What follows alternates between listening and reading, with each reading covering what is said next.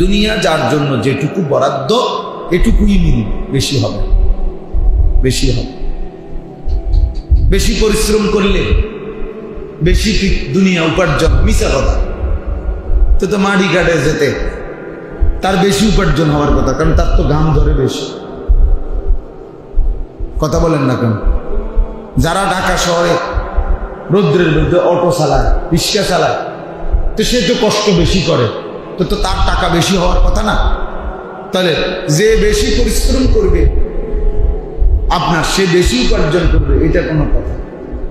বেশি শিক্ষিত হইলে বেশি উপার্জন, বহুত শিক্ষিত, হ্যাঁ, ঘাস কাটে বইবে। একটা চাকরির জন্য জুতা ক্ষয় হইয়া 3-4 জোড়া শেষ, মূর্খের অধীনে তারপরে চাকরি করে। আমি চিনি, মানে যে মিয়া বস, গার্মেন্টসের মালিক, ওই হলো একের গন্ড মূর্খ। আর ওই ম্যানেজার সাহেব যিনি অধীনে চাকরি করে, উনি ডক্টরেট করা বিদেশ। কি তাহলে বেশি পড়লে দুনিয়াবি বেশি উপার্জন হয়, এটাও তো ভুল কথা। কারণ অনেক মূর্খ লোক আছে যাদের কোটি কোটি কোটি কোটি টাকা নাই। এমন আমাদের লাকসামে একজন আছে, আমাকে বাড়ি ঢাকা শহরে একটা পূর্ণাঙ্গ মডেল টাউনের মানুষ। মডেল টাউন বুঝেন, মানে একটা বিল্ডিং না, একটা বিশাল বড় এলাকা মনে করেন। এলাকার সবগুলো পুরো এরিয়াটার মালিক বেটা, বেটা একবারে গন্ডমূর্খ। আমরা দেশে কয় এরে হে পেপার উল্টাইয়া ধরে। পেপার কেমনে ধরে এটাও জানেন, পেপারটাও বাউ করে ধরতাম, এমন মূর্খ, কিন্তু হাজার হাজার কোটি টাকার মালিক। তো কি হয়েছে? এই জন্য এর অর্থ হলো ওই শব্দের মধ্যে, অক্ষরের মধ্যে, বইয়ের মধ্যে রিজিক, রিজিক আছে। ওয়াফিস সামাই রিজকুকুম ওয়া তুআদুন, আসমানে রিজিক। আল্লাহ বলেন ওয়াফিস সামাই রিজকুকুম, তোমাদের রিজিক আসমান, তোমাদের রিজিক আসমান। অর্থাৎ ওইখানে আল্লাহ তাআলা যার জন্য যা বরাদ্দ করেন, এটা একদম সহজ বিষয়। এটা মানলে জীবন একদম সহজ, যে আমার জন্য তাই আসবে যা আমার জন্য আল্লাহ তাআলা বরাদ্দ করছে। পড়ার বিনিময়ে আসবে আমার তকদিরের, না পড়ার বিনিময়ে আসবে তো আমার তকদিরের। অর্থাৎ যাকে আল্লাহ যেভাবে দিবেন, কে কোথায় নড়াচড়া করবে, আল্লাহ তাআলা এটা সিদ্ধান্ত করা আছে। বলে আমি তাহলে হুজুর কামাই রোজগারি বন্ধ করি, চাই করতে আইয়ে আপনি বন্ধ করে স্নান করতে গাই, আপনি দেখেন করতে আসে। অর্থ হইল আপনি পারতেন না। যার জন্য যখন যেই মুহূর্তে সে কোথায় থাকবে, এটা তো আল্লাহর ফয়সালা আছে। তো কাজে আপনি কাম না কইরা আপনার বাপের ক্ষমতা অনেক ঘুরিয়া যাবে, কারণ এটাই তো তাকদীর। কথা বোঝেন না? এটা তো লেখাই আছে আপনার লেগে, তা আপনার জন্য লেখাই আছে আপনার রিজিক সৌদি আরব রিয়াদে, আপনি এনে ভাত খাইবেন, আপনার বাপে খাবাই পারবেন। ঠিক এই সময় মতো আপনাকে মালিক কই পাঠাই দিবে, আপনার রিজিকের জায়গা পাঠাই দিবে, কর্মের জায়গা পাঠাই দিবে। এজন্য আল্লাহ তাআলা যার জন্য যেভাবে বন্টন করছেন ওইভাবেই হবে। নাহলে পঙ্গু মানুষ, অসল মানুষ, অক্ষম মানুষ, ওরা খায় কেমনে? ওর জন্য আল্লাহ এভাবেই লিখে রাখছে কার মাধ্যম হইয়া খাবো, কে খাবো। আমি অনেক সময় বলি যে অনেকে মনে করে উপযুক্ত বয়স হয়ে গেছে কিন্তু বিবাহ করে না, কয়জন বউ খাওয়ানো করতে।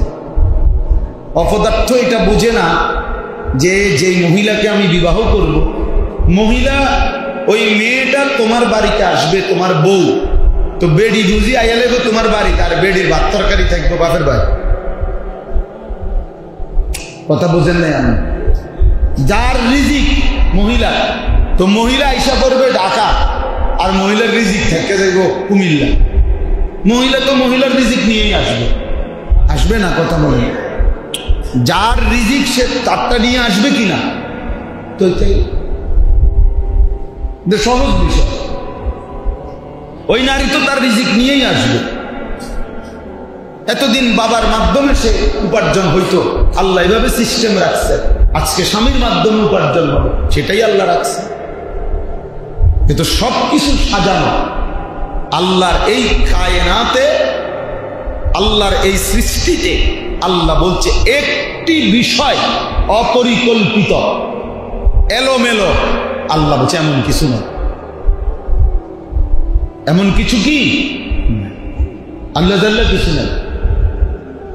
হ্যাঁ, আল্লাহ তাআলা বলছে আমি সব কিছু, শুকনা কিংবা ভিজা, জলে কিংবা স্থলে, আল্লাহ বলে যেখানে যা সব কিছু আমি আল্লাহ সুস্পষ্ট কিতাবের মধ্যে লিখে রেখেছি। একটা পাখির নড়াচড়া, একটা পিঁপড়ার হায়াত সিদ্ধান্ত করা আছে, যার কারণে পিঁপড়া আমার থেকে বাচ্চা গেছে, ওই নিয়ে আবার টিপ দিয়ে মেরে গেছে। একটা মশার হায়াত সিদ্ধান্ত করা আছে, যার কারণে আমি বাড়ি দিছি আর এটা মরে নাই, উড়িয়ে গেছে, কিন্তু হে বাড়ি দেওয়া নেই, থাপ্পড় দেওয়া মরে গেছে। ফায়সালাই এভাবে সিদ্ধান্ত করা। এখানে সামান্য পরিমাণ অপরিকল্পিত এলোমেলো লা তাবদীলা লিখালকিল্লাহ। আল্লাহ বলেন আমার সৃষ্টিতে কোনো পরিবর্তন হবে না, কোনো পরিবর্তন হবে না। এজন্য আমাদের এটা বোঝা উচিত। আপনাদের দিলের মধ্যে ইয়াকিন নেই, নিজের মধ্যেই বুঝেন, নিজের স্ত্রী, নিজের সন্তান এবং নিজে হারামের উপরে জিন্দেগি চালায়।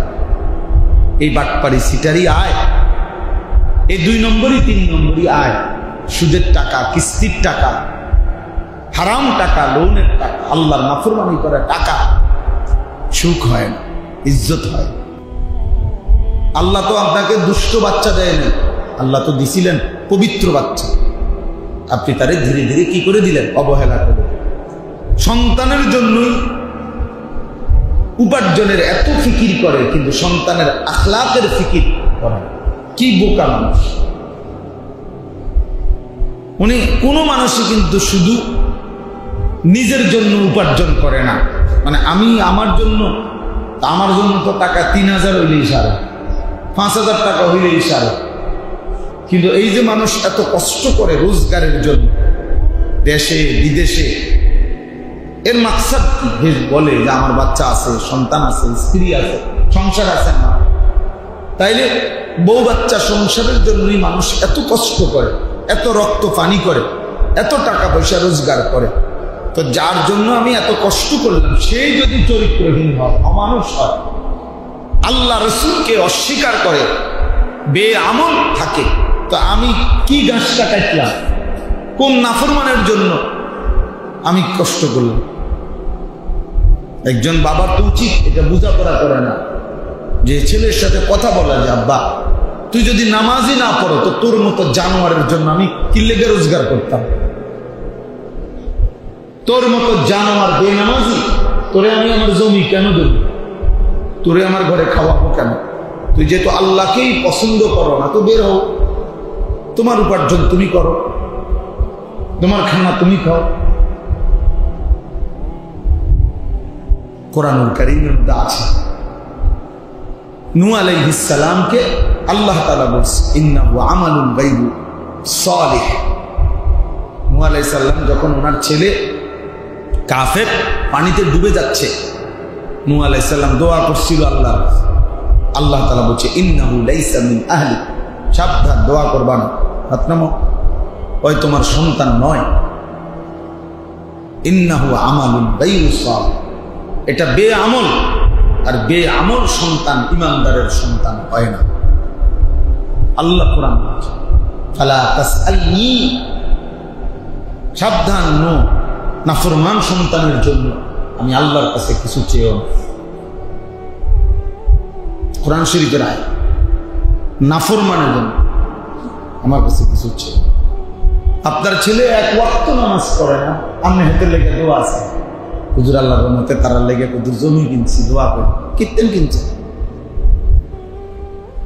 কেন? কিনবেন আপনি আখিরাত বর্জন করে দুনিয়া সাজাইবার কি অর্থ আছে? যে দুনিয়া সাজাইলেন সেই দুনিয়ায় আপনিও থাকবেন না, সন্তানও থাকবে। তাইলে যদি আজকে এমন হইতো যে যা আমি কষ্ট করে দেখ, আমি মরছি, আমার ফুট তো আর মরতো না, আমার জি তো আর মরবে না, তো ঠিক আছে না, তারাও তো মরে যাবে, তারাও তো মরে যাবে। যদি তারাই মরেই যায়, এরাও যেহেতু চলে যাবে, তাহলে কেন আমি শুধু দুনিয়া সাজাই না? বড় ভাই, বাবা, চাচা নিজের হাতেই বাচ্চাকে নষ্ট করে দেয়, নিজেদের হাতেই নিজেরাই আহ্লাদ করে বাচ্চাকে মোবাইল তুলে দেয়। কয়দিন পরে বাচ্চা হয়ে যায়, এরপরে অসভ্য, না নামাজ পড়ে, না মাদ্রাসায় পড়ে, না কোনো পড়ালেখা করে, কিছুই আর করতে চায়, সারাদিন মোবাইল টিপে।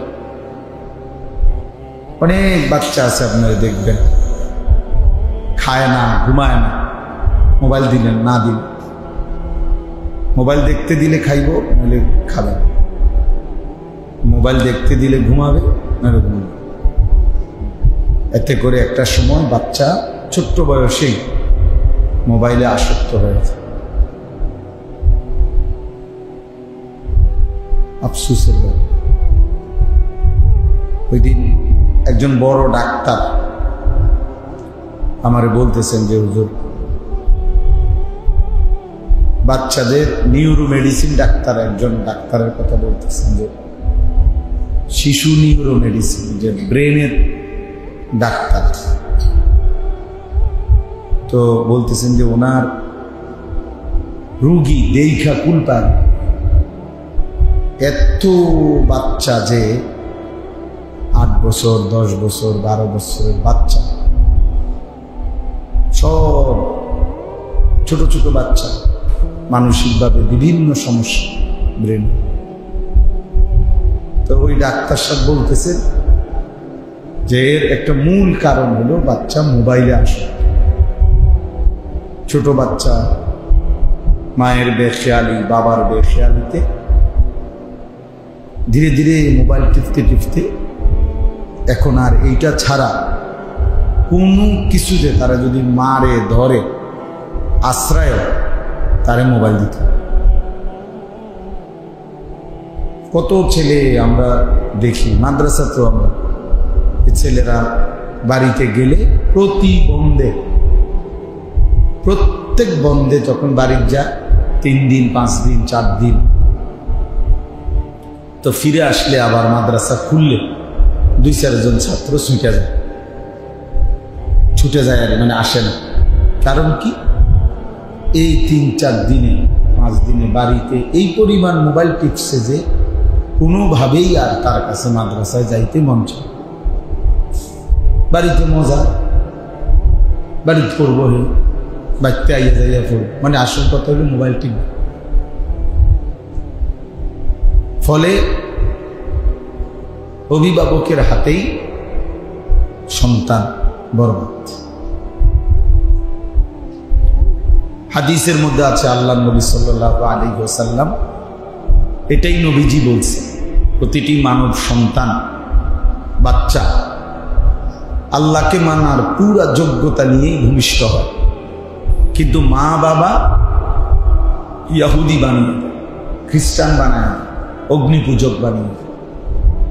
নবীজি বলছে পিতা মাতা বাচ্চাটাকে বেঈমান বানায়, বেঈমান, মুশরিক বানায়। বাচ্চা তখন আর নিয়ন্ত্রণ করতে পারে। আফসোসের বিষয়। অথচ একজন মুসলিম মা বাবার প্রথমেই শেখা উচিত ছিল যে আমার সন্তানের জীবন গঠনে আমার দায়িত্বটা কি, কিভাবে সন্তানকে গড়তে হয়। টেলিভিশন থেকে শিখে, আল্লাহর কোরআন থেকে শেখার প্রয়োজন নেই। টেলিভিশন থেকে শিখছে, টেলিভিশনের মহিলা বলছে 2 বার ব্রাশ করতে, লাইফবয় সাবান লাগাইতে, কাজে এইটাই সঠিক। টেলিভিশনের ওই বেটি বলছে। অথচ এই ব্যাপারে আল্লাহর কোরআন বা রাসূলুল্লাহ সাল্লাল্লাহু আলাইহি ওয়াসাল্লাম তিনি কি বলছেন এটা জানারও প্রয়োজন নেই,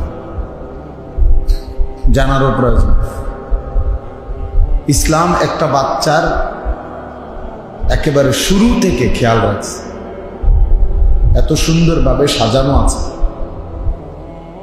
যে একটা পুরুষকে বলছে তুমি যে স্ত্রী নির্বাচন করবে সেটা যেন দিনদার, ফাজফার বিজাতিদ দ্বীন।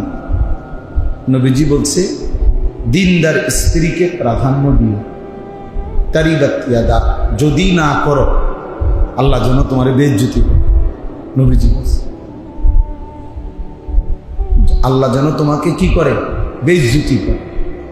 নবীজি এই কথাটা বলছে যদি দিনদারি দিনকে প্রাধান্য না দাও। কেন? তাফসীরের মধ্যে হাদিসের ব্যাখ্যায় আছে এর একটা অন্যতম কারণ হলো এটা শুধু এই নারী আমার স্ত্রী না, এ আমার আগত সন্তানের কি মা। তাহলে তার চরিত্রের উপরে, তার আখলাকের উপরে আমার আগামী বংশ, আগামী জেনারেশন, আমার আগামী সন্তানের ভবিষ্যৎ, এইটাই যদি বাজারে ঘুরুন না হয়, মানুষের বেড হইতে দেখাই না হয়, তো এর ঘর থেকে, এর গর্ভ থেকে, গোবর থেকে তো দুর্গন্ধই ছড়াবে, এখান থেকে সুঘ্রাণ আসবে করতে। তো যে নারী বেহায়া, বেপর্দা,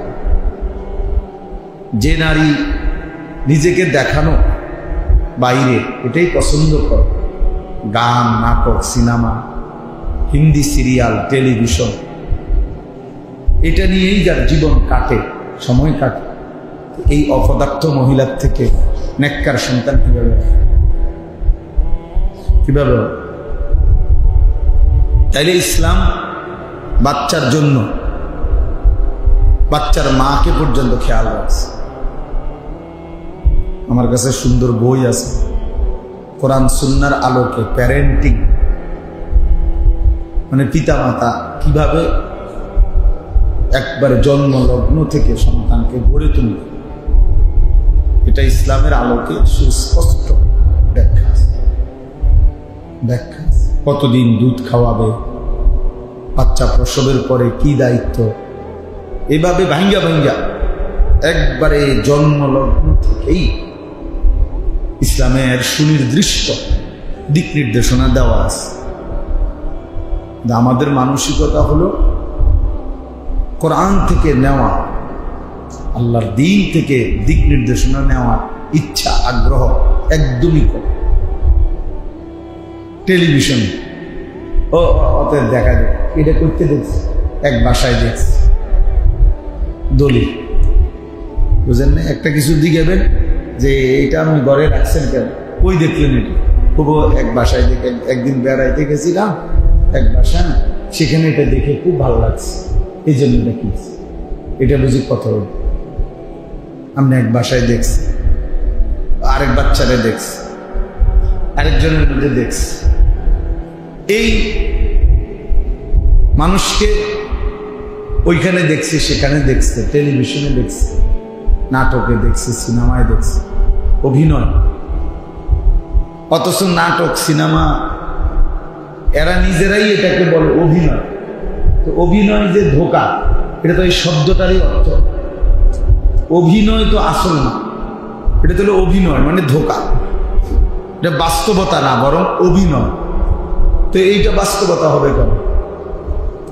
বাস্তবতা হলো মানুষের আল্লাহ তাআলা যে দিক নির্দেশনা দিয়েছেন, কোরআন সুন্নাহ,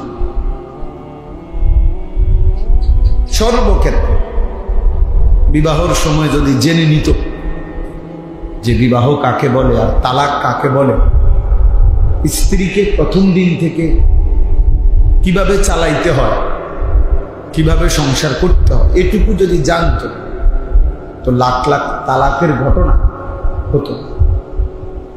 কিন্তু না, আন্দাজাল্লা কতক্ষণ কোনো নিয়ম নাই, কানুন নেই, কতক্ষণ ফিটালাইছে, কতক্ষণ বাইরে, অথবা রাগ উঠছে, 3 তালাক দিয়ে দিছে, দিয়া মায়েরা ধরে চলে গেছে। শেষে 3 দিন পরে 2 দিন পরে এখন আইসা বে বে করে কান্দে হুজুরদের কাছে। হুজুর 2-3টা বাচ্চা ছোট ছোট একবারে বেশি ফেসে যাবে, কি করা হুজুর দেখেন না কোনোভাবে জোড়াতাড়ি দিয়া মিলে দেওয়া যায়, নাহলে একবারে বেশি ঝামেলা হয়। বেশি ঝামেলা হয়তো আগে বোঝেন নাই, আগে ভাবেন নাই কেন? আগে ভাবনার দরকার ছিল না। রাগ মানুষের রাগ কি আর কোনো বিষয় ওঠে না? তো অন্যান্য বিষয় আপনার অন্য কোনো বিষয়ে রাগ উঠলে মানুষ কি এরকম সব ভাঙ্গা চূড়া ফেলে? তাই এই জন্য দিন শেখা দরকার, দিন শেখা দরকার। তালাবুল ইলমি ফরিদাতুন আলা কুল্লি মুসলিম, এর অর্থ প্রত্যেক মুসলমান মাদ্রাসায় ভর্তি হওয়া ফরজ, এটা না।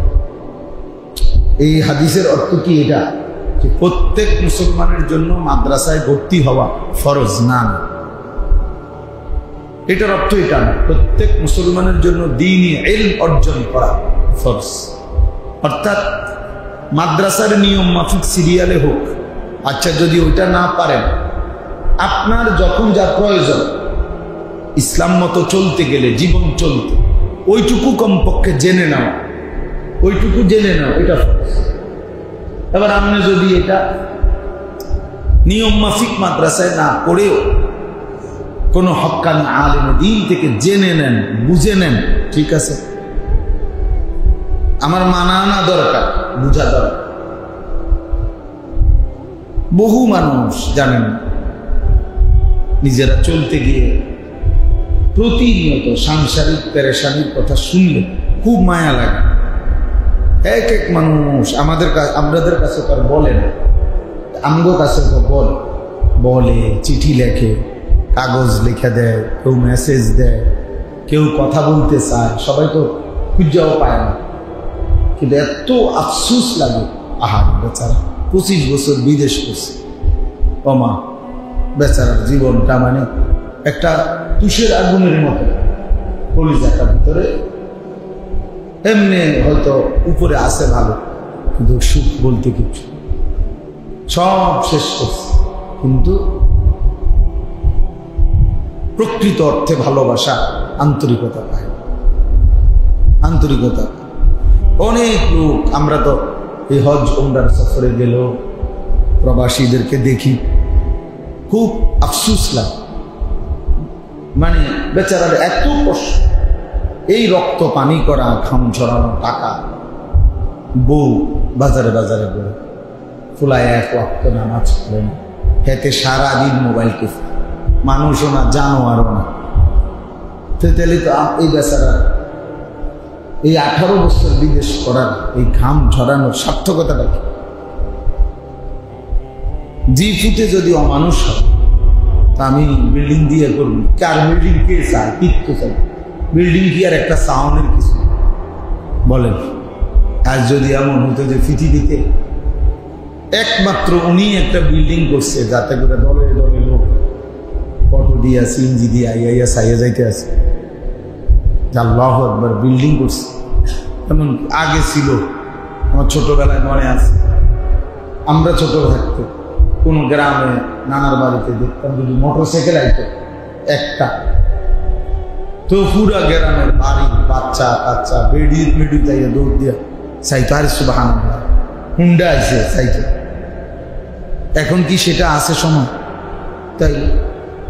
তাইলে এই খাট, পালং, সোফা, ফার্নিচার, এগুলো বাস্তবিক অর্থে খুব বেশি কিচ্ছু না। এগুলো কে দেখে? কাঠটা কিত্ত দেখবো, সোফা ছেলে না, এমন পাগল আছে। কিন্তু একটা রিক্সাওয়ালা ঠেলাওয়ালার ঘরেও একটা ফ্রিজ আছে, ওয়ালটনের ফ্রিজ তো সবার ঘরে ঘরে। তাইলে এগুলো যেগুলো নিত্য প্রয়োজনীয় জিনিস, এগুলো সবার ঘরেই এখন আছে। তাহলে এইটা আহামরি কিচ্ছু। আমার সন্তান, আমার স্ত্রী, আমার পরিবারের সদস্যগুলো এটা হলো আমার মূল বিষয়, উল্লেখ করার বিষয় যে আমার ছেলেরা নামাজ পড়ে, আমার মেয়েরা পর্দা করে, আমার ঘরওয়ালা সবাই আল্লাহর কোরআন পড়তে পারে। এটা হলো সফলতা। এটা কিছু বলার মতো কথা। আমি আল্লাহর রহমতে আপনার দোয়ায় 2টা সোফা বানাইছি, দোয়া করেন। কিতা দোয়া করতে সোফা বানাইছে, আর মানুষের সব ফুল বানাইছে, আমনে একটা সোফা বানাইছে। এটার মধ্যে দোয়া করেন, একটা বিল্ডিং করছি, এটার দোয়ার কিতা আছে বলেন? এটা কিতা দোয়া করতে? দোয়া করেন সামনের সোমবারে ছাদ ডালাই। ছাদ ডালাইয়ের এবার দোয়া কি বলেন? ছাদ ডালাই তো ছাদ ডালাই, এটার এবার দোয়া করতো কি? মানে খাস করে আমার কাছে মানে খাস করে হুজুর দোয়া করে। কি খাস দোয়া মানে? মানে এমন ভাবে যেন ডালাই হয়, যেন সাফে নিচে পড়ে যায়, খাস ভাবে একদম যেন ছাদ ভাঙ্গা পড়ে, ছাদের লেগে খাস দোয়া করতে। মোটরসাইকেলের সঙ্গে মোটরসাইকেল কিনছে, এটা লেগে খাস করে দোয়া করতে।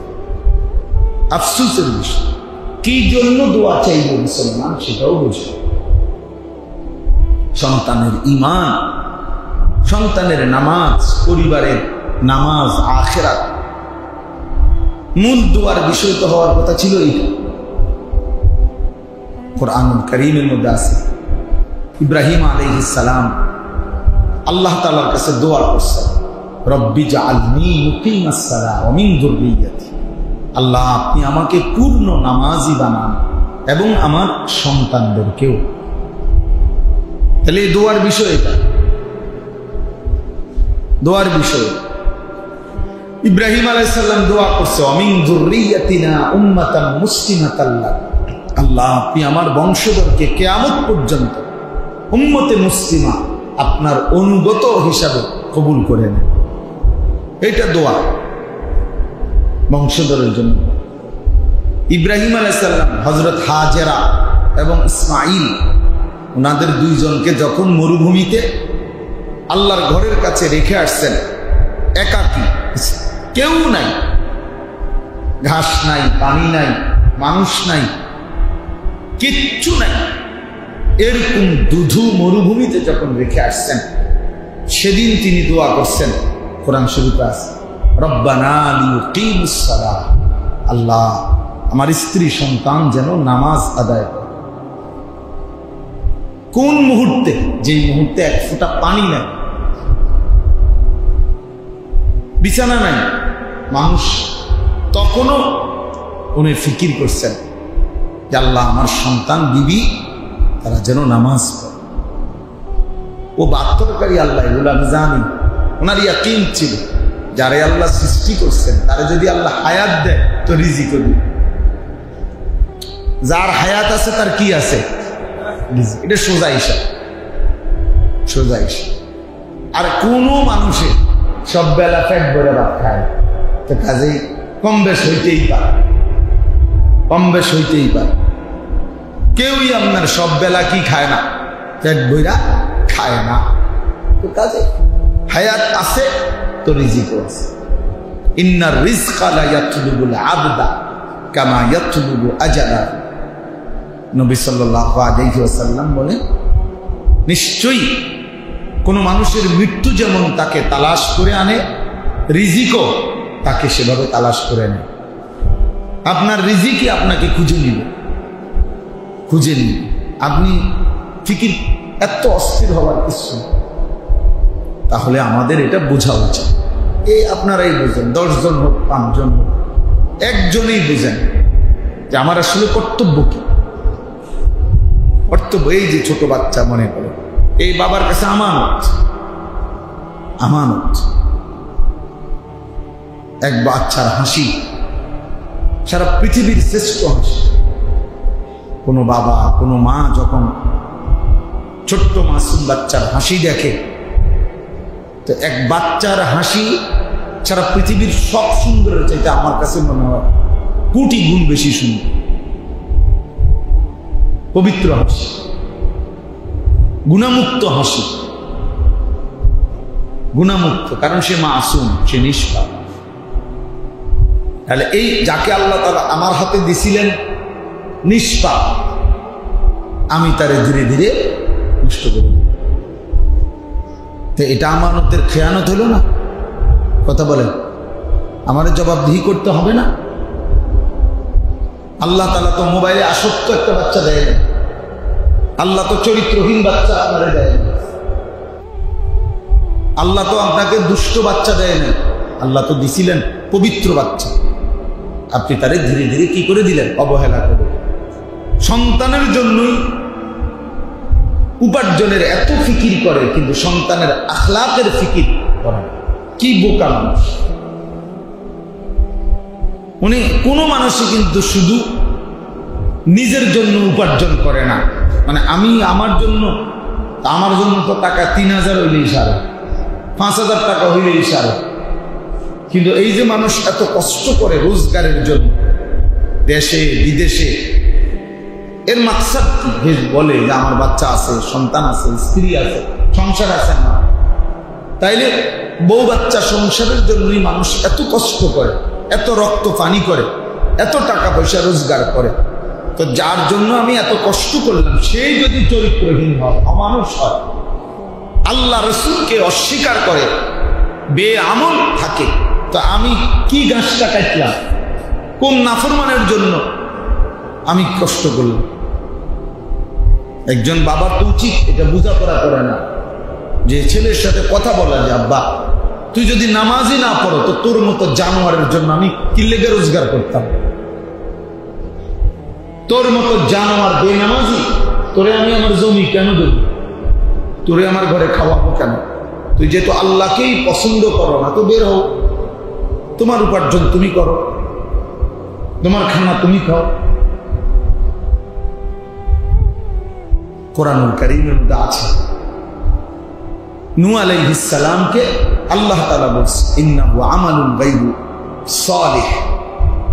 নূহ আলাইহিস সালাম যখন ওনার ছেলে কাফের পানিতে ডুবে যাচ্ছে, নূহ আলাইহিস সালাম দোয়া করছিল আল্লাহর কাছে। আল্লাহ তাআলা বলছে ইন্নাহু লাইসা মিন আহলি, সাবধান, দোয়া করবা না, হাত নামাও, ওই তোমার সন্তান নয়। ইন্নাহু আমালুন গায়রু সালিহ, এটা বেআমল, আর বেআমল সন্তান ইমানদারের সন্তান হয় না। আল্লাহ কোরআন বলছে ফালা তাসআলনি, সাবধান, নো নাফরমান সন্তানের জন্য আমি আল্লাহর কাছে কিছু চেয়েও না। কোরআন শরীফের আয়াত, নাফরমানের জন্য আমার কাছে কিছু চেয়ে।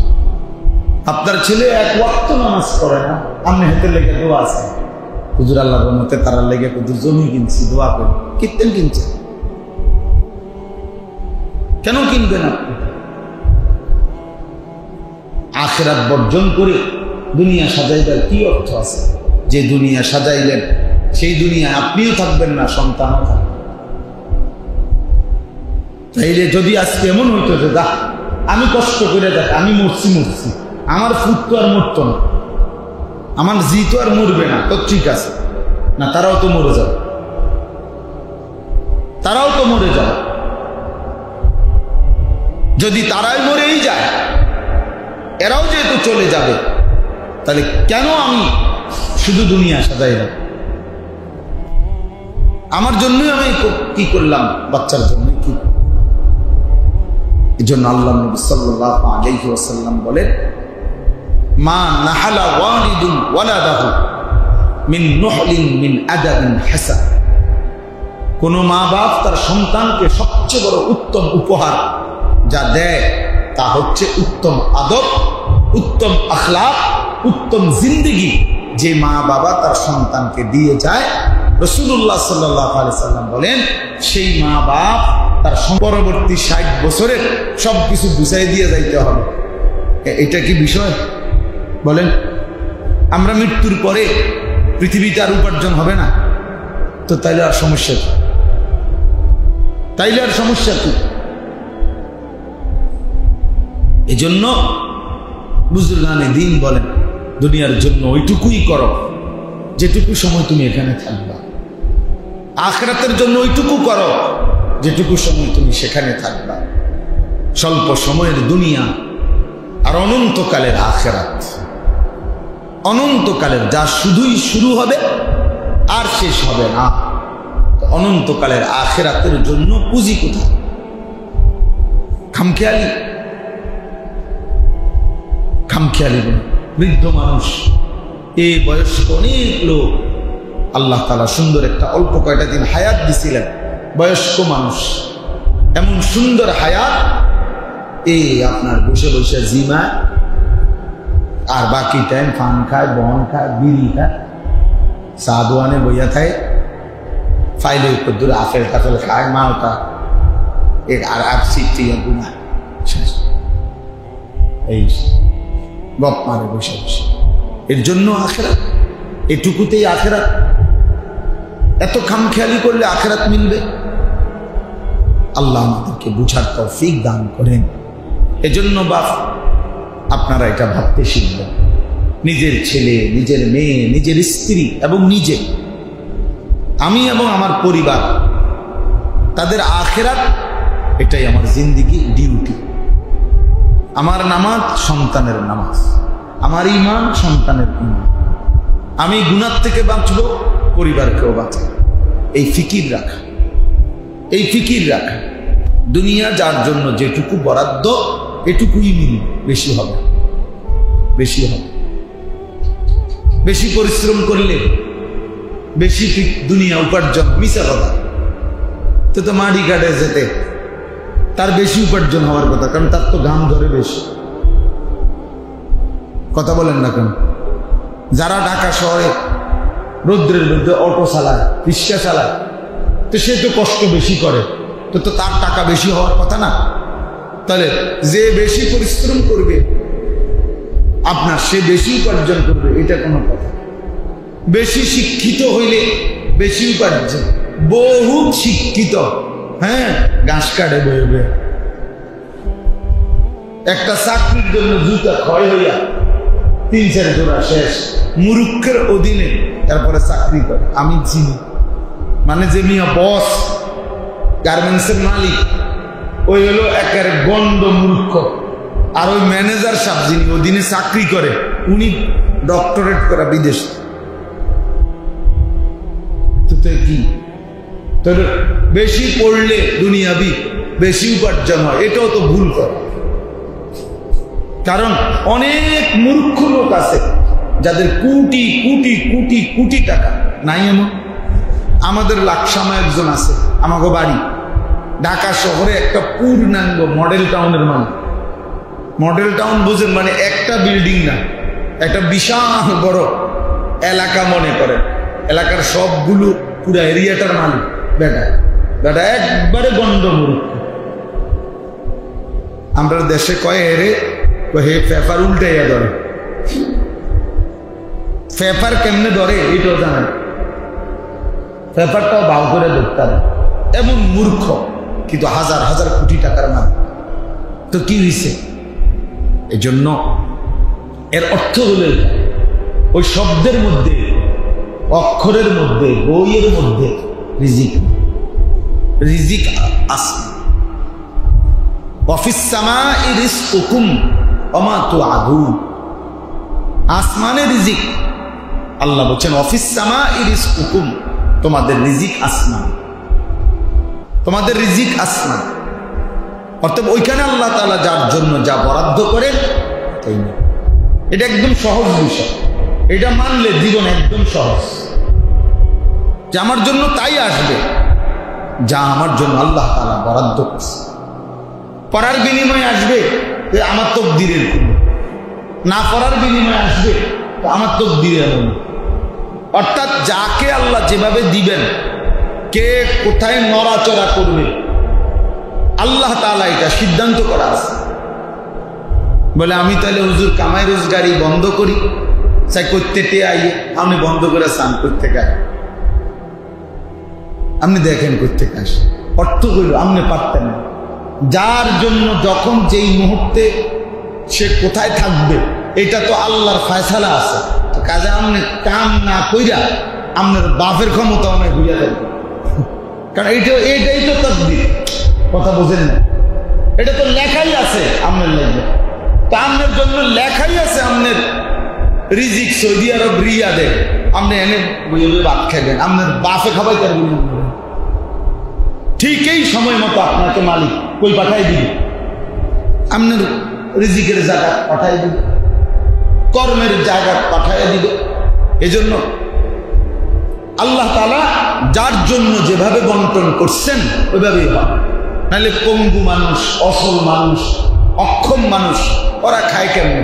ওর জন্য আল্লাহ এভাবেই লিখে রাখছে কার মাধ্যম হইয়া খাবো, কে খাবো।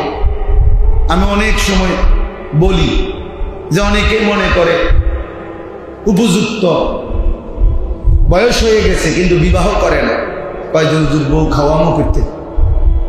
অপদার্থ এটা বুঝে না যে যেই মহিলাকে আমি বিবাহ করব, মহিলা ওই মেয়েটা তোমার বাড়িতে আসবে, তোমার বউ তো বেডি বুঝি আইয়া লেগো তোমার বাড়িতে, আর বেডির ভাত তরকারি থাকবো বাপের বাড়ি।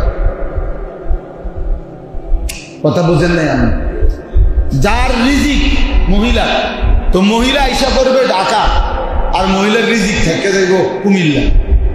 মহিলা তো মহিলার রিজিক নিয়েই আসবে, আসবে না? কথা বলে যার রিজিক সে তারটা নিয়ে আসবে কিনা, তো সহজ বিষয়। ওই নারী তো তার রিজিক নিয়েই আসবে।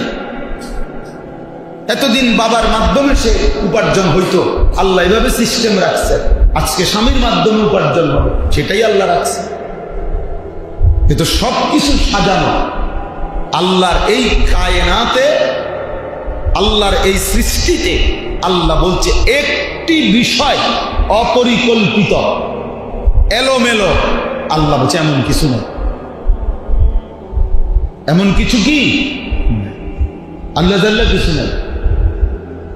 হ্যাঁ, আল্লাহ তাআলা বলছে আমি সব কিছু, শুকনা কিংবা ভিজা, জলে কিংবা স্থলে, আল্লাহ বলে যেখানে যা সব কিছু আমি আল্লাহ সুস্পষ্ট কিতাবের মধ্যে লিখে রেখেছি। একটা পাখির নড়াচড়া, একটা পিঁপড়ার হায়াত সিদ্ধান্ত করা আছে, যার কারণে পিঁপড়া আমার থেকে বাচ্চা গেছে, ওই নিয়ে আবার টিপ দিয়ে মেরে গেছে। একটা মশার হায়াত সিদ্ধান্ত করা আছে, যার কারণে আমি বাড়ি দিছি আর এটা মরে নাই, উড়িয়ে গেছে, কিন্তু হয়ে বাড়ি দেওয়া নেই, থাপ্পড় দেওয়া মরে গেছে। ফায়সালাই এবারে সিদ্ধান্ত করা। এখানে সামান্য পরিমাণ অপরিকল্পিত, এলোমেলো নাই। লা তাবদীলা লিখালকিল্লাহ, আল্লাহ বলেন আমার সৃষ্টিতে কোনো পরিবর্তন হবে না, কোনো পরিবর্তন হবে না। এজন্য আমাদের এটা বোঝা উচিত। আপনাদের দিলের মধ্যেই ইয়াকিন নেন, নিজের মধ্যেই বুঝেন, নিজের স্ত্রী, নিজের সন্তান এবং নিজে হারামের উপরে জিন্দেগি চালায়। এই বাটপাড়ি সিটারি আয়, এই 2 নম্বরই 3 নম্বরই আয়, সুদের টাকা, কিস্তির টাকা, হারাম টাকা, লোনের টাকা, আল্লাহর নাফরমানি করা টাকা, সুখ হয় না, ইজ্জত হয়।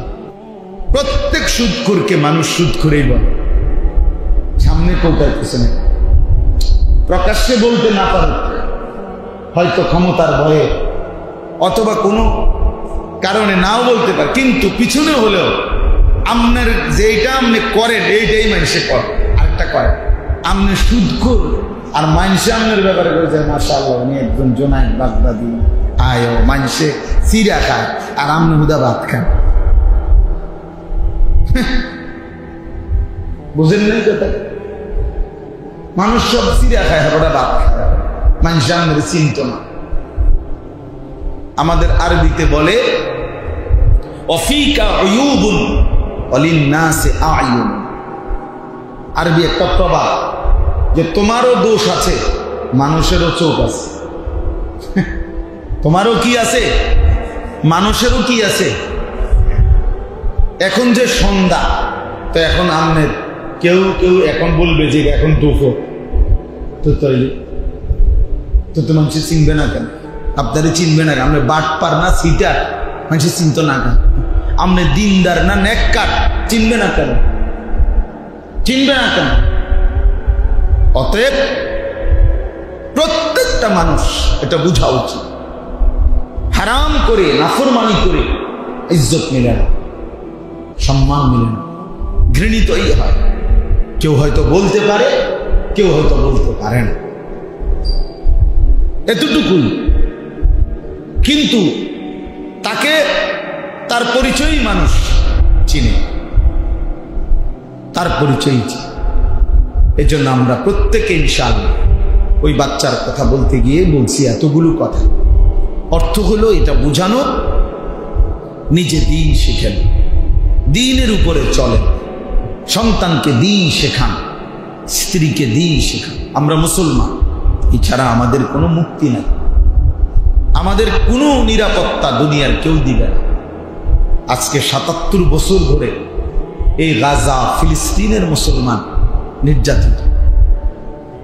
কোনো দেশ, ইউরোপ, এই জাতিসংঘ এরা সমাধান দিবে না।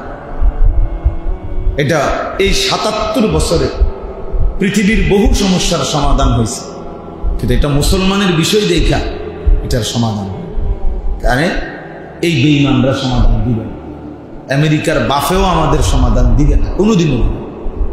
এগুলো সব ভুয়া, ধোঁকা। আমাদের সমাধান আমাদের আল্লাহ, আমাদের সমাধান, আমাদের বিজয় আমাদের আল্লাহই দিবে, এবং নির্দিষ্ট সময়ে নিশ্চিত।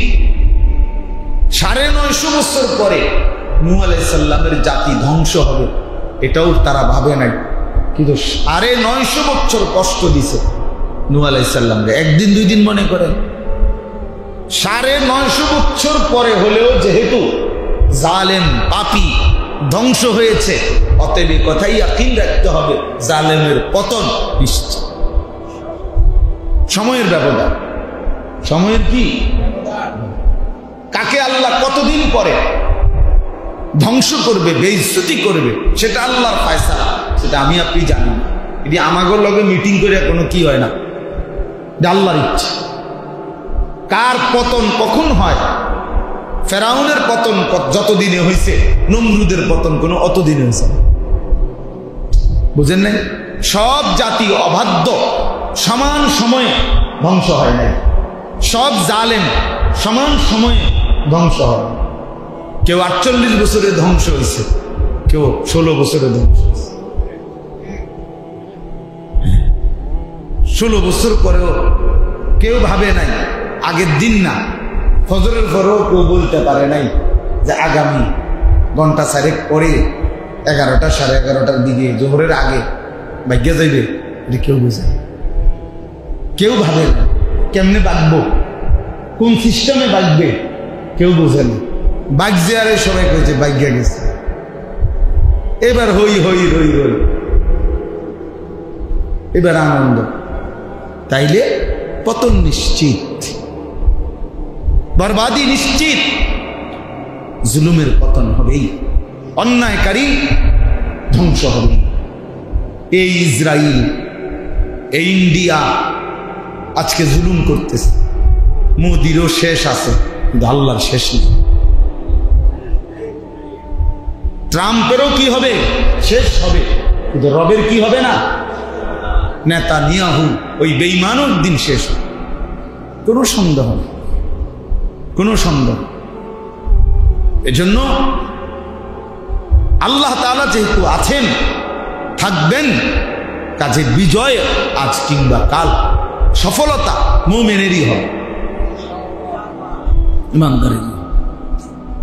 শেষ পর্যন্ত মুমিনের সম্মান থেকে যায়, বেঈমান নাফরমান পৃথিবীতে হারিয়ে যায়।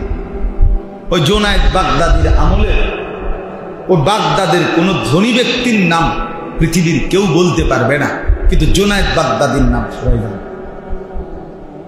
রাবেয়া বসরির আমলে কোন সুন্দরী নারীর নাম কেউ জানে না, কিন্তু রাবেয়া বসরির নাম সবাই জানে, জানে না? হ্যাঁ। বাইজিদ বোস্তামির আমলে বড় পয়সাওয়ালা কে ছিল কেউ জানে না নাম, কিন্তু ওনার নাম সবাই জানে। তাহলে পৃথিবীতে ইমানদারি টিকে থাকে, সেজদাওয়ালা, তাকওয়াওয়ালা, আল্লাহকে রাজি খুশি করছে যে সেই শেষ পর্যন্ত কি টিকে থাকে। কোনো নাফরমান, কোনো বেঈমান, কোনো হারামখোর, কোনো বেহায়া নারী টিকে থাকে, টিকে থাকে, টিকে থাকে। আহা, ক্ষমতাধর মন্ত্রী যার কথায় শত শত মানুষের হাজারো রায় হইছে, যার কথায় শত শত মানুষের জেল খাটছে বছরের পর বছর এক হুকুমে, তাকে প্রকাশ্যে আদালতে মানুষ থাবড়ায়। কি নির্মম পরিণতি! এটা শুধু রাজনীতির হিসাব না, এটা সবক। আমি রাজনীতির মানুষ না, কিন্তু আমি দেখে আমার কাছে খুব আফসোস লাগছে, চিন্তা লাগছে যে হায় হায়, প্রচন্ড প্রতাপশালী মন্ত্রী সাহেব এখন তাকে আদালতে নিতেছে আর সাধারণ মানুষ পিছনে থাপড়াইতে আছে।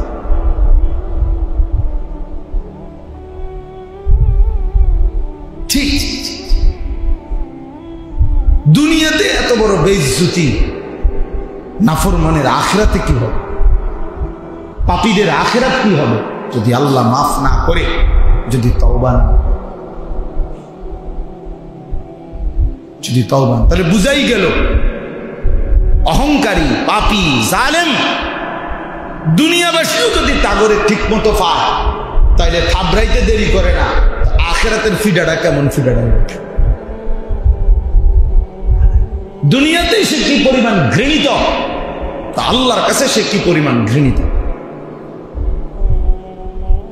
ঘৃণিত। এজন্য গুনাহ ছেড়ে দেন, নাফরমানি ছেড়ে দেন। প্রত্যেকে, জওয়ান কিংবা বুড়া, একজন কিংবা 10 জন, গুনাহ ছেড়ে দেন, আল্লাহর নাফরমানি ছেড়ে দেন। আল্লাহ তাআলা কোরআনুল কারীমের মধ্যে বলছেন, এই যে দেখেন আমি যে 3টা আয়াত পড়ছি, 17 নম্বর পারা 22 নম্বর সূরা, সূরা হজ, এই সূরার 3টি আয়াত। আল্লাহ তাআলা বলেন, ওয়াইদ বাওয়ানা লিইব্রাহিমা মাকানাল বাইত।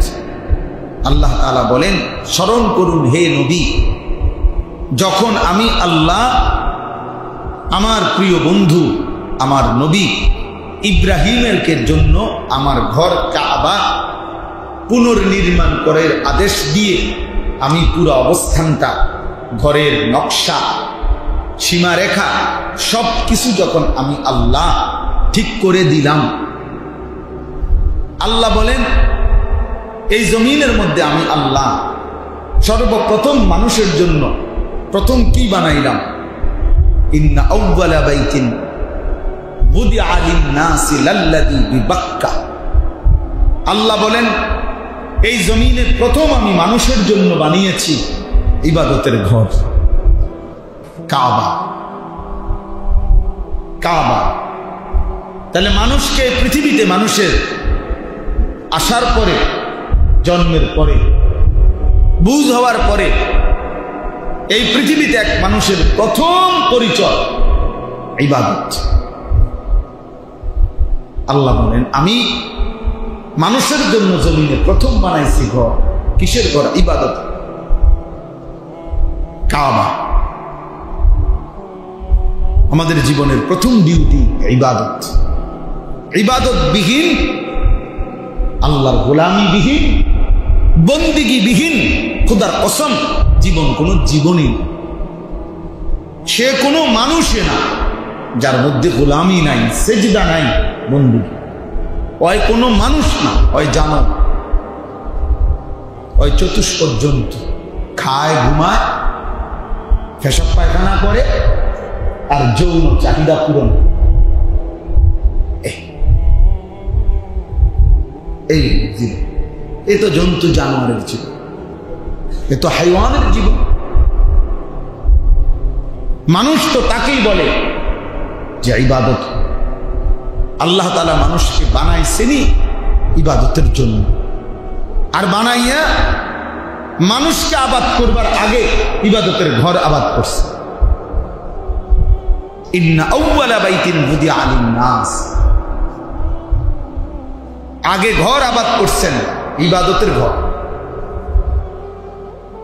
এজন্য আমরা কিতাবে পড়ছি, কোন মুসলমান কোন ইমানদারের উচিত বাড়ি করবার আগে, নতুন জায়গা কিনবার আগে, যেখানেই বসত করবার আগে লক্ষ্য করা আমার ইবাদতের জায়গা, মসজিদ, নামাজের ব্যবস্থাপনা এখানে আছে কি, এটা উচিত খেয়াল করা। আপনি জমি কিনলেন, এখানে মসজিদ হয়েছে 30 মাইল দূরে, নামাজ পড়বেন কেন? ইবাদত করবেন কিভাবে? এর ফিকির করা। কারণ আল্লাহ তাআলা জমিনে মানুষের জন্য প্রথম আগে বানাইছেন কিসের ঘর? থাকার ঘর না ইবাদতের ঘর? এবং আল্লাহ নবী সাল্লাল্লাহু আলাইহি ওয়াসাল্লাম নিজে তার জীবনে, নবীজির জীবনে মক্কা থেকে মদিনায় হিজরত করার পর যেখানেই কদম ফেলছেন নবীজি, সেখানেই একটি আল্লাহর ঘর তৈরি করছে, মসজিদ নির্মাণ করছে। কুবা গেছেন, সেখানে মসজিদ বানাইছেন। মদিনায় ঢুকছেন, সেখানে আগে মসজিদ বানাইছেন। হযরত আবু আইয়ুব আনসারী রাদিয়াল্লাহু তাআলা ওই সাহাবীর বাড়িতে ছিলেন, কিন্তু আগে কি বানাইছেন? মসজিদে নববী বানাইছেন। এরপরে মসজিদের পাশে নিজের জন্য ছোট্ট হুজরা বানাইছেন। আগে ঘর বানাইছেন ইবাদতের, মসজিদ। এজন্য খেয়াল করা, যেখানে সেখানে বসতের জায়গা কিনবার আগে খেয়াল করা যে আমার ইবাদতের ব্যবস্থা আসবে কিনা। প্রতিবেশীর দিকে খেয়াল করা, আমি যাদের সাথে ঘর বাঁধছি এদের মধ্যে আল্লাহ, খোদা, আখিরাত আছে, ইবাদতের ফিকির আছে। জানতেন কারোর সাথে প্রতিবেশী না বানান। আরবিতে এই জন্য বলে উতলুবিল জার ক্বাবলা দার, ঘর করার আগে উতলুবিল জার, জার মানে প্রতিবেশী। ঘর করার আগে প্রতিবেশী তালাশ করো, কার সাথে ঘর বাঁধছ, পাশে যারা থাকবে তারা কারা। আমরা কিতাবে পড়ছি একজন বিশ্ববিখ্যাত বুজুর্গ ছিলেন হযরত আব্দুল্লাহ ইবনে মুবারক রাহমাতুল্লাহ আলাইহি। আব্দুল্লাহ ইবনে মুবারক অনেক বড় আল্লাহওয়ালা বুজুর্গ, মুহাদ্দিস, ফকিহ ছিলেন। তো উনার বাড়ির পাশে লাগোয়া যে জায়গাটা ছিল, যা বাড়ি, সে ছিল একজন ইহুদি। তো ঘটনাচক্রে ওই ইহুদি সিদ্ধান্ত নিছে তার জায়গাটা বিক্রি করে ফেলবে। তো এখন সে ঘোষণা দিছে জায়গা বিক্রি করবে। তো তখন লোকেরা আসছে, কাস্টমার জায়গা কিনবার জন্য। তো দাম জিজ্ঞাসা করছে, দাম কত? তো ওই ইহুদি ব্যক্তি বলল 2 লক্ষ দিরহাম, ধরেন 2 লাখ টাকা সেই যুগে। তো কাস্টমার এলাকার লোকরা বলছে যে সর্বোচ্চ দাম নিলেও 1 লাখ টাকার বেশি হইবার কথা না, তুমি কোন বুঝে 2 লাখ টাকা চাইলা? আন্দাজি, যেটা মার্কেট রেটও নাই, তুমি এটা কেন চাইলা? কিতাবে আমরা নিজে পড়ছি। ওই ইহুদি বলছে, হ্যাঁ এটা আমিও বলি, এটার দাম 1 লাখ টাকা, কিন্তু আমারে দিতে হইব 2 লাখ টাকা। যে দাম আমিও বলি কি 1 লাখ, কিন্তু দিতে হবে কত? 2 লাখ। তখন লোকেরা বলল, কেন, এটা কোন ধরনের কথা? বলছে, হ এটাই কথা। কেন? বলছে 1 লক্ষ টাকা জায়গার দাম, আর 1 লাখ টাকা প্রতিবেশী হিসাবে আব্দুল্লাহ ইবনে মুবারকের মতো এত বড় সৎ ন্যায়পরায়ণ ব্যক্তিকে যে পাইবা, এটার জন্য। এমন উত্তম প্রতিবেশী যে পাইবা, এটার জন্য আরেকটা। তার মানে উত্তম প্রতিবেশী নিয়ামত, নিয়ামত। ঢাকা শহরে এমন বহু বাড়ি আছে, শহরে বন্ধ, 5 তলা 10 তলা বিল্ডিং, ভাড়া থাকে কত মানুষ। ভদ্রলোক তার বাড়ির নিচতলায় গেটের মধ্যে এইভাবে তালা মারা দেয় রাত্রে, দারোয়ান নিষেধ করা, ফজরের নামাজের জন্য বের হইতে দেয় না।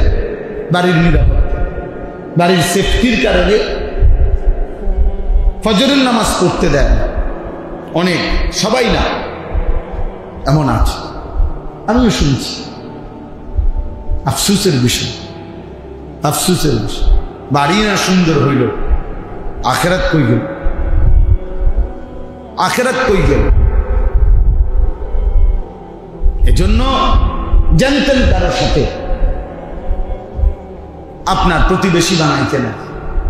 আল্লাহ তাআলা বলেন, ওয়াইদ বাওয়া'না লিইব্রাহিমা মাকানাল বাইত, আমি ইব্রাহিমের জন্য আমার ঘর কাবা পুনর্নির্মাণ করার জায়গা, সীমারেখা সবকিছু ঠিক করে দিলাম।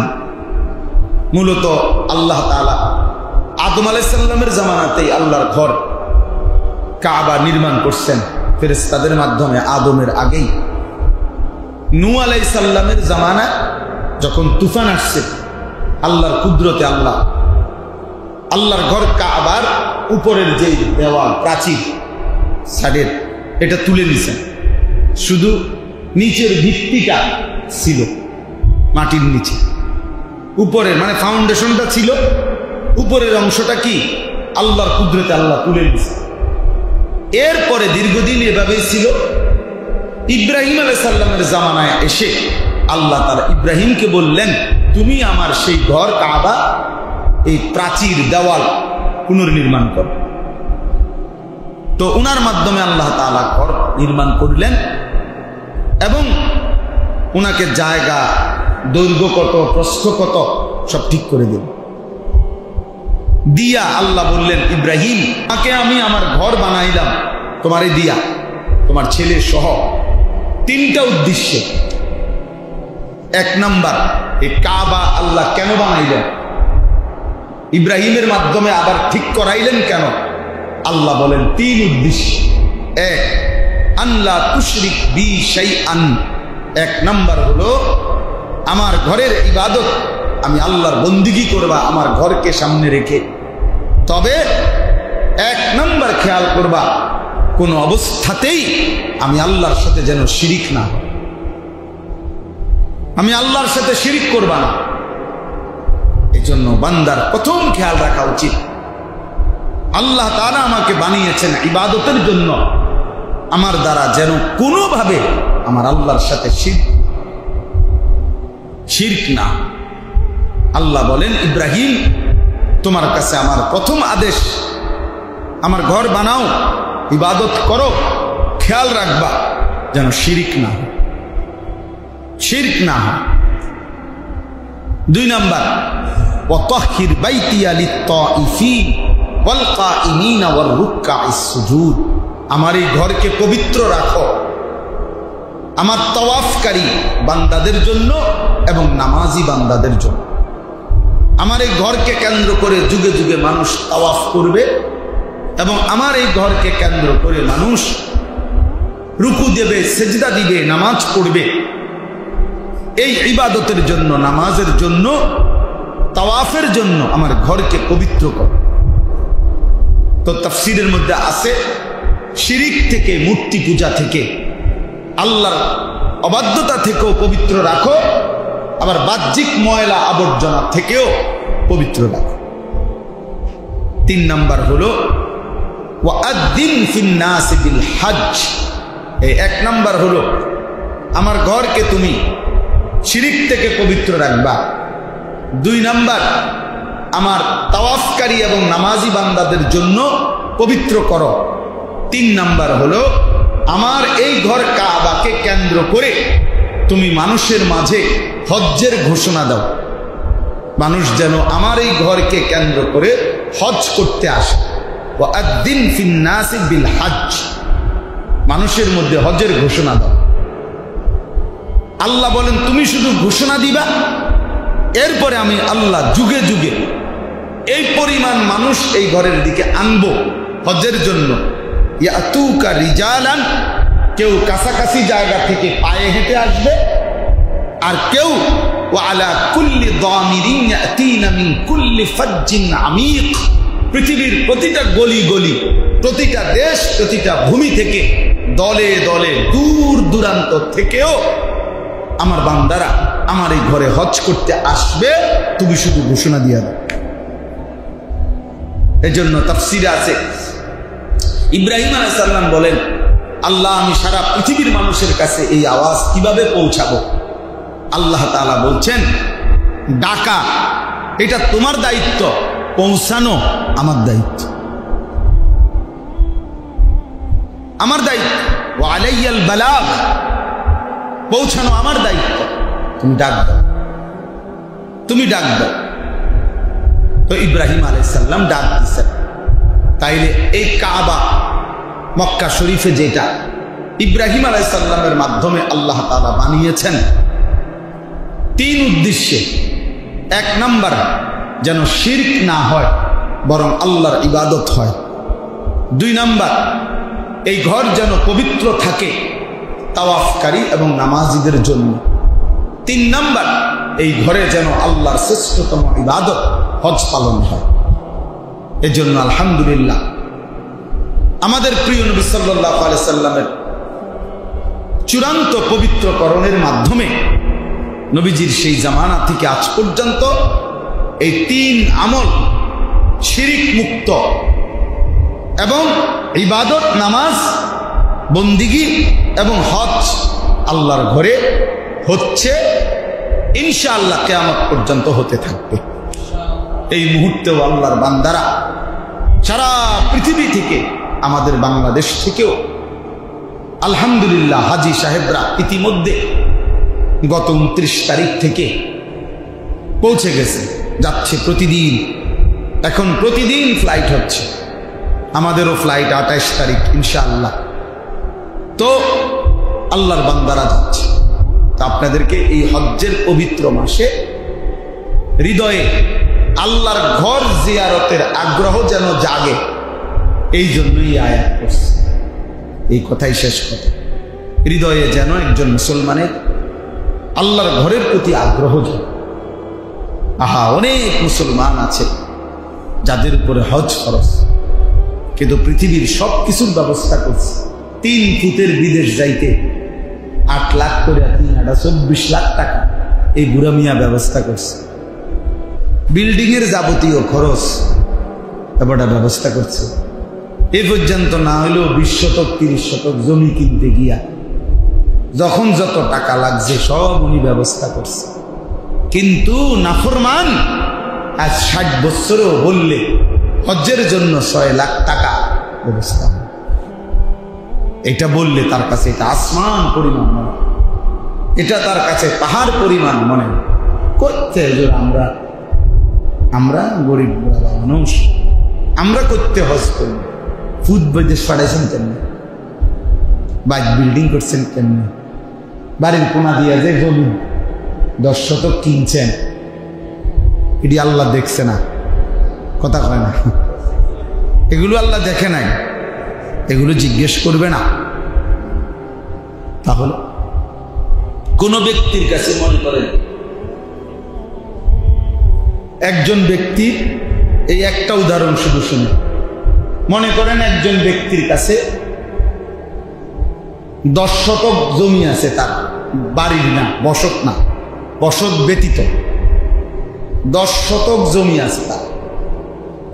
এই 10 শতক জমির থেকে যদি 3 শতক 4 শতক বিক্রি করে হজের টাকা হবে, সংসারও চলবে এই 1.5 মাস, গড়ে 1.5 মাস হজের টাইম যাইতে আইতে। এটা প্যাকেজেই 40-42 দিনের। এখন যদি কিছু অংশ জমি বিক্রি করে, যার দ্বারা হজ্জের টাকা, সংসারের এই কয়দিনের খরচের টাকা হবে, স্বাভাবিক খরচ। আবার আসলে ফিরে আইলে বাকি জমি যে দূর আছে ওদ্দূর দিয়েও ইচ্ছা করলে সংসার চলবে। এরকম একজন ব্যক্তি যদি আর কোনো আয়ও না থাকে, ফুতের টাকা না, বাজারের দোকান নাই, ব্যবসা নাই, চাকরি নাই, কিচ্ছু নাই, শুধু এ জমি আছে, যে জমির একাংশ বিক্রি করলে হজ্জের টাকা হবে এবং সংসারের খরচ চলবে, ফিরে আসলে বাকি জমিটা দিয়া সংসার চলতে পারবে, এই শুধু এটুকু জমি থাকার কারণেও ওই ব্যক্তির উপরে আল্লাহর কসম হজ করা ফরজ।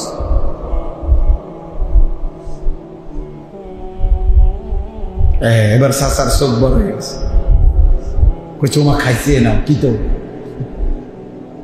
ঠিক না? চিন্তার বিষয় কিনা বলে, চিন্তার বিষয় কিনা? এবার এবার ইনসাফ করে ভাবেন তো কি পরিমাণ মুসলমানের উপরে হজ খরচ, কথা কন না কেন? হিসাব করেন, বলে 3 শতক জমি বেচলেই তো 3 লাখ টাকা করে 9 লাখ টাকা। হ্যাঁ,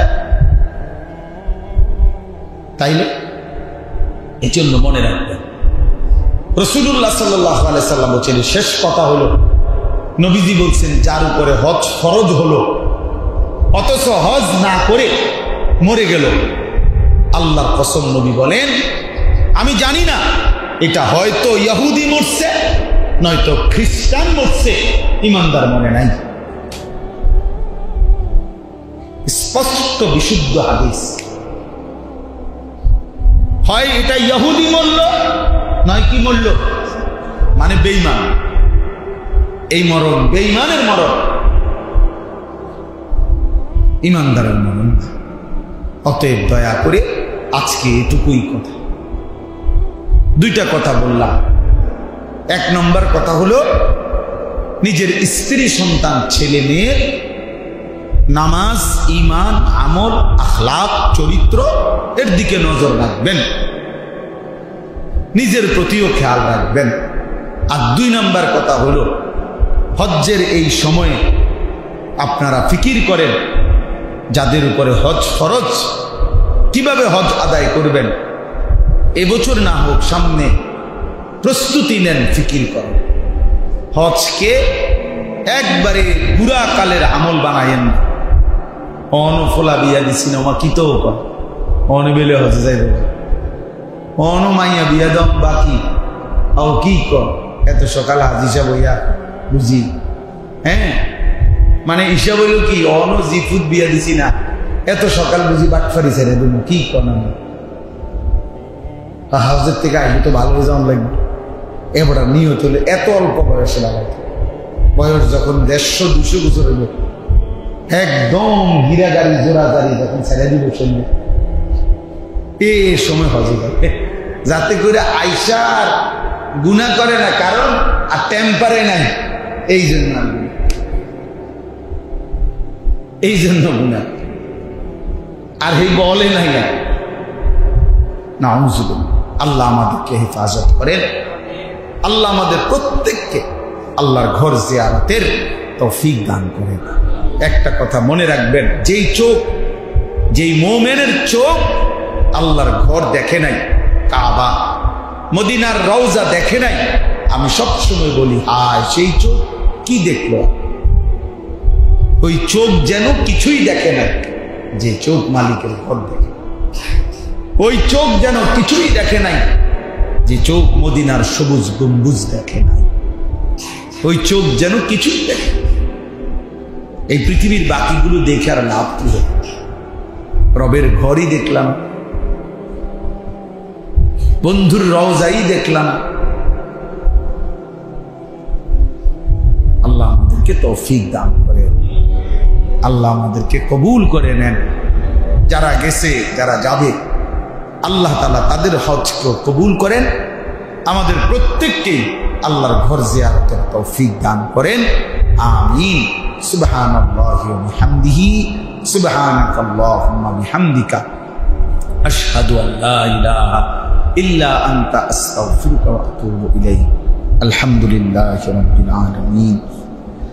মৌলাই করিম আপনি মাফ করে দেন, রব্বে করিম আপনি মাফ করে দেন, আগামী জিন্দেগি সুন্দর করে দেন, ঈমান আমলের জীবন দান করেন, ঘর পরিবার স্ত্রী সন্তান নিয়ে নেক জীবন দান করেন, বিবি বাচ্চা প্রত্যেককে নেককার হিসাবে কবুল করেন, নামাজি বানিয়ে দেন, চরিত্রবান বানিয়ে দেন, উত্তম আখলাকওয়ালা বানিয়ে দেন, স্ত্রী কন্যাদেরকে বেহায়া বেপরদিগি থেকে হেফাজত করেন, সন্তানদেরকে 5 ওয়াক্ত নামাজি বানিয়ে দেন, আল্লাহ আমাদের নিজেদেরকেও আল্লাহ তার হুকুমের অনুগত বানিয়ে দেন।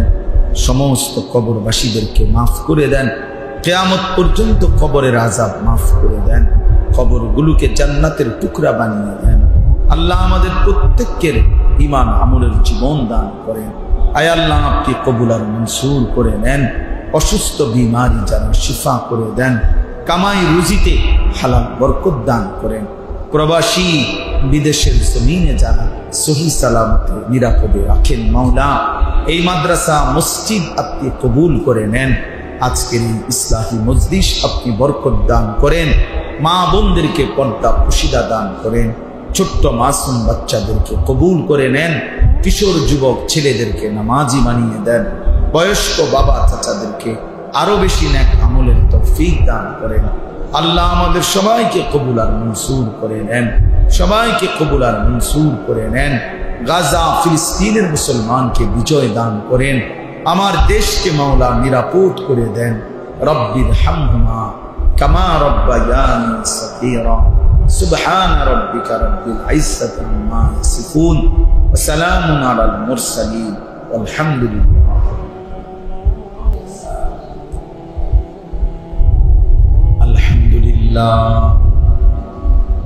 الحمد لله نحمده ونستعينه ونستغفره ونؤمن به ونتوكل عليه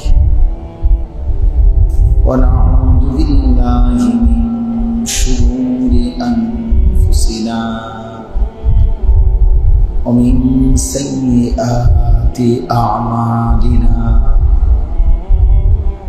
من يهده الله فلا مضل له ومن يضلله فلا هادي له ونشهد أن لا إله إلا الله وحده لا شريك له ونشهد أن سيدنا وحبيبنا ومولانا محمدا عبده ورسوله أما بعد فأعوذ بالله من الشيطان الرجيم بسم الله الرحمن الرحيم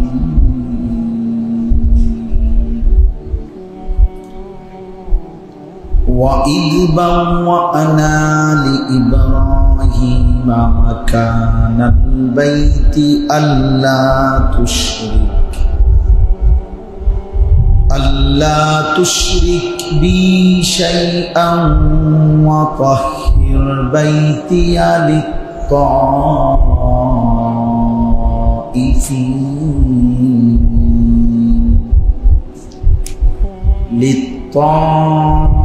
للطائفين والقائمين والركع السجود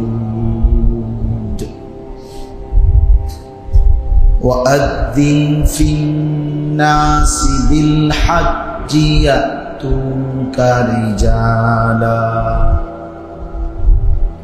يأتوك رجالا وعلى كل ضامر يأتين من كل فج عميق ليشهدوا منافع لهم ويذكروا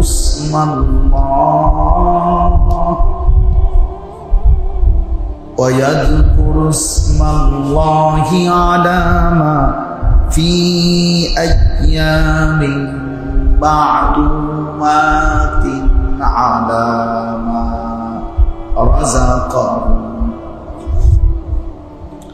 على ما رزقهم من بهيمة الأنعام فكلوا منها وأطعموا البائس الفقير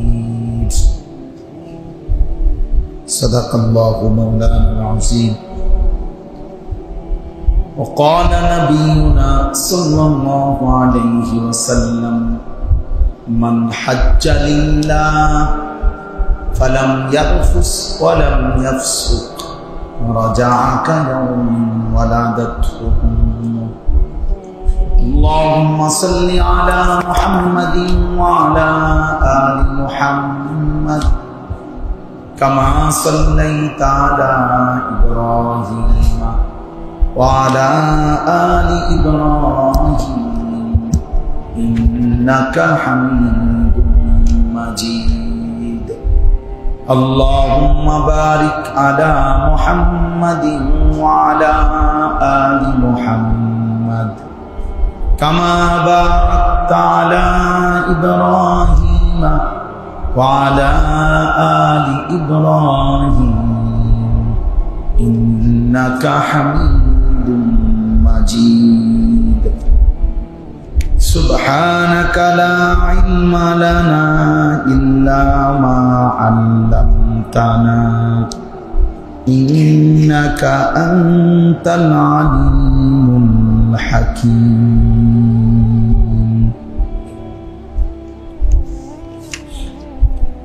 الحمد لله